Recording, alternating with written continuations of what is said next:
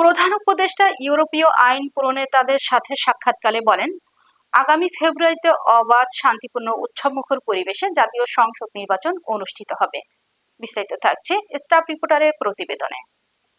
আজ বুধবার 17 সেপ্টেম্বর প্রধান উপদেষ্টা অধ্যাপক মোহাম্মদ ইউনূস তাদের সাথে বলেন, আগামী বছরের ফেব্রুয়ারির প্রথমার্ধে একটি অবাধ, সুষ্ঠু, স্বচ্ছ এবং উৎসবমুখর পরিবেশে জাতীয় সংসদ নির্বাচন অনুষ্ঠানের জন্য তার সরকারের প্রতিশ্রুতি পুনর্ব্যক্ত করেছেন।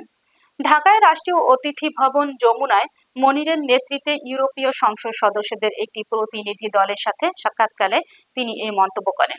তিনি বলেন, আমরা ইতিমধ্যেই নির্বাচনের সময়সূচি ঘোষণা করেছি। এটি রমজানের ঠিক আগে ফেব্রুয়ারি প্রথম দিকে অনুষ্ঠিত হবে।